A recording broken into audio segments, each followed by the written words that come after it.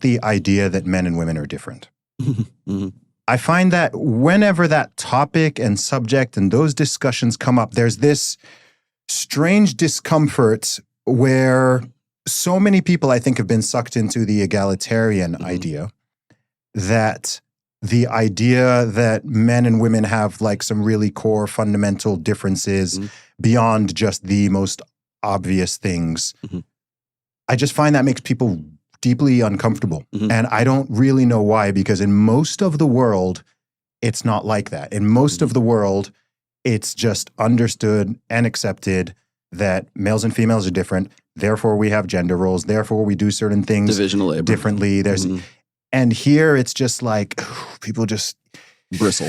Yeah, people bristle. Why is that? Why? Because really, since the sexual revolution, we have had this press towards gender parity, right? Or this idea that men and women should. There's your ought and should be equal.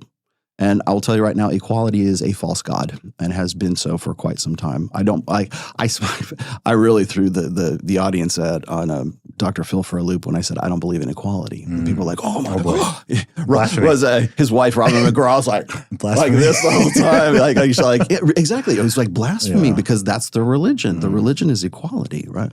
We should all be more equal. We're all equal in the sight of the Lord. That kind of stuff. No, we're not.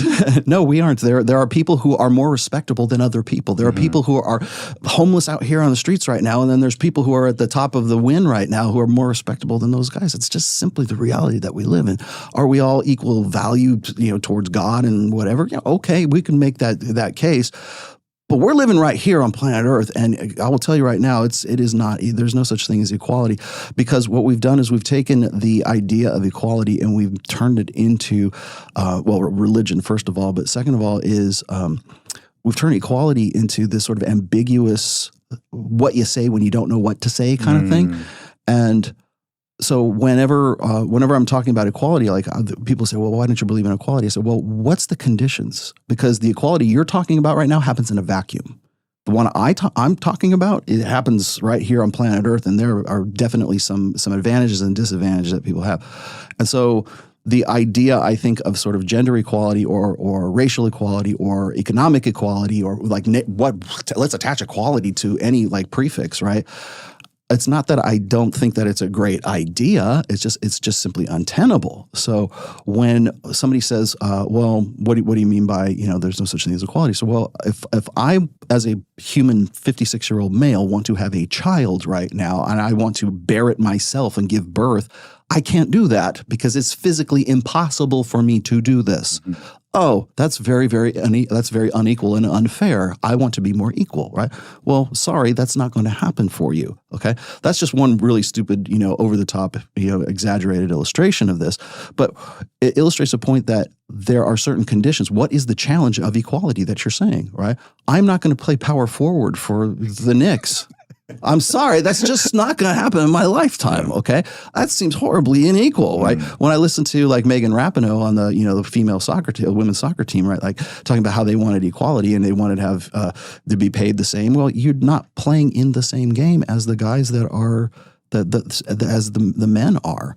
And of course, what happens is actually they're getting the team is getting paid more. They're getting overpaid by rate of comparison, but because of the market that they're in, the market that women's soccer is in, they're actually being paid more, like respectively, than the men are in men's soccer.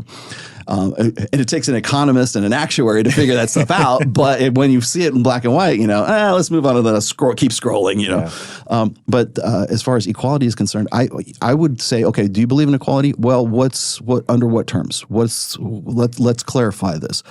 Are we talking about women in sports? Are we talking equality in transgender athletes in same-sex sports? Is that the equality that we're talking about? Is it me giving birth? Is it because when you just throw out the word, well, everybody should be equal, you're getting into egalitarianism, and egalitarianism, as I said, is one of those isms, and it's an ideology.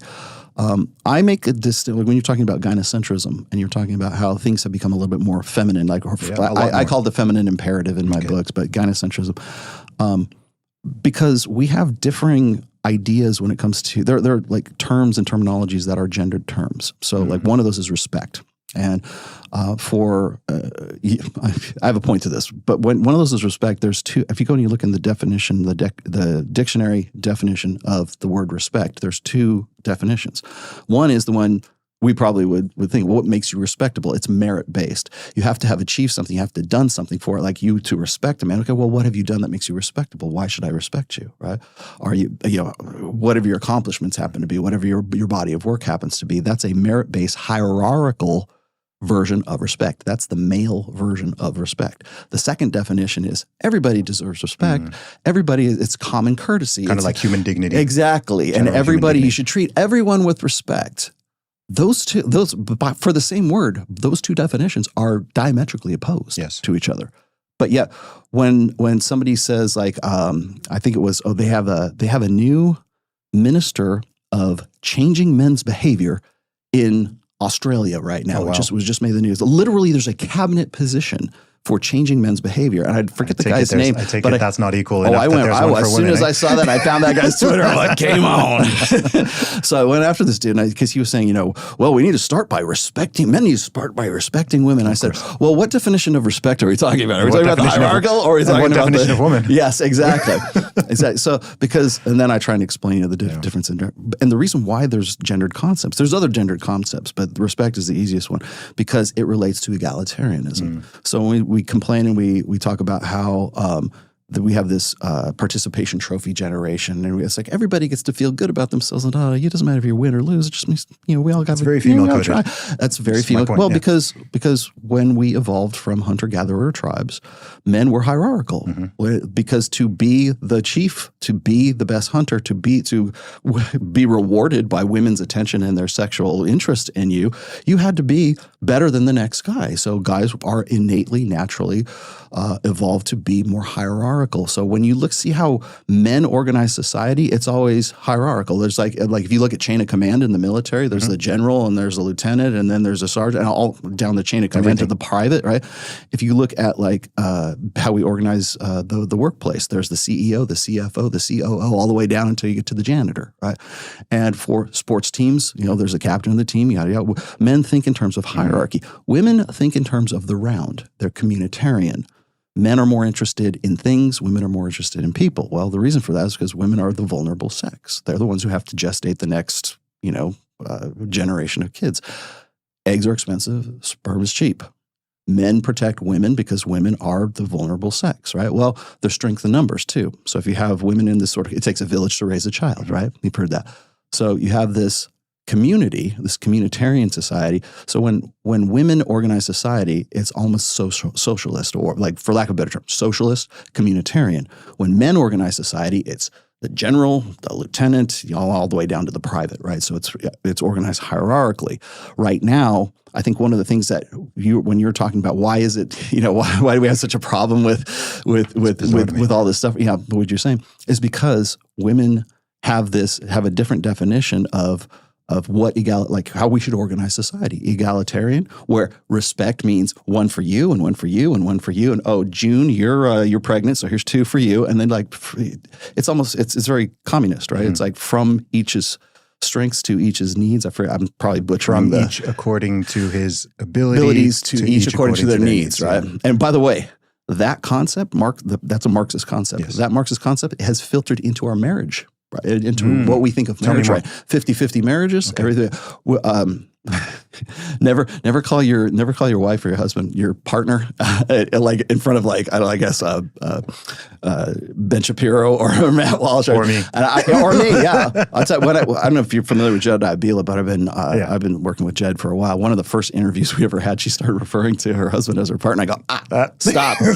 She's like, what? I said, you just referred to Jeremy's his name. I said, you just referred to Jeremy as your partner. I said, that's your husband. There's a gender neutralization going on even within the language.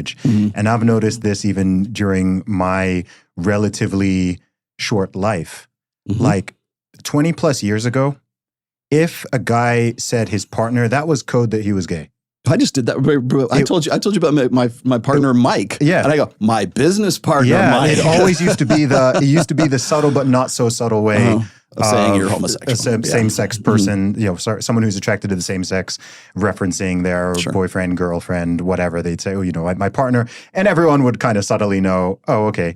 And then I noticed a shift in the last 15 years, particularly last 10, where I started noticing straight people starting to use that term, even if they're married. By the way, homosexual people are mad at the heterosexual people for taking their word. That's. I'm not surprised. And so I'm like, that's strange. No one used to call, guys didn't used to call their wives their partner. Women didn't used to call their husbands their partner. Like there's a very specific word already that exists for that. So why are we going to the less specific, more nebulous term where that could mean anything from your boyfriend, girlfriend, husband, spouse, business partner, friend? Like it's all the same word. Well, it's because in a female-centric and a gynocentric social order, in a lot of the things that I think that people complain about today as being woke are really much more feminine than they are really woke.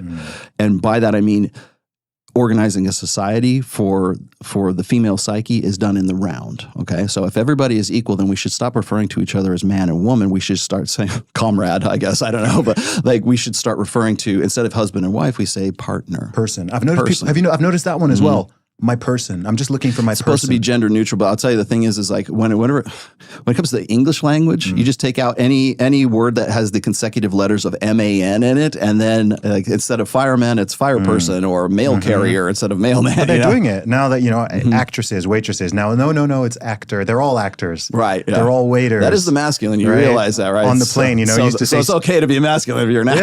Yeah, they don't say stewardess anymore. Yeah. Right? Yeah, like flight attendant. Yeah, so I've noticed like from the 90s till now, I'm like, why is everything being gender neutralized? Like what is wrong with... Because they want to remove the man. Because honestly, I think it originally started because there was this, smash the patriarchy. So what do you do? I believe it was in the book 1984, and I'm going to paraphrase this, but George Orwell said, if thought corrupts language, then language can corrupt thought. And so if people have asked me this before. They say like, well, what can we do, Rollo? How can we fight back? You can stop using their language. Yeah. Stop using, and I make very, very distinct differences between us and them. And I do this deliberately in some of my writing where I say, stop using their language and start using our language. Use the language of empiricism. They're using the language of emotionalism. Remember, we were talking about empiricism, or objective reality and truth versus emotionalism. There's a language of emotionalism and there's a language for empiricism. So when somebody will not, what was the meme where the guy was at the liquor store and he was transgender? He goes, "It's ma'am." If you go, "No, it's sir," and if you insist on hate using, speech. because what it is if thought can corrupt language and language can corrupt thought. So what it is it's a war of emotionalism versus rationalism. And so if you concede to use their language, that's dragging you that much more over. And you know what? If you keep doing that, your kids will start using those terms, and your kids' kids will start using those terms until anything can become normal.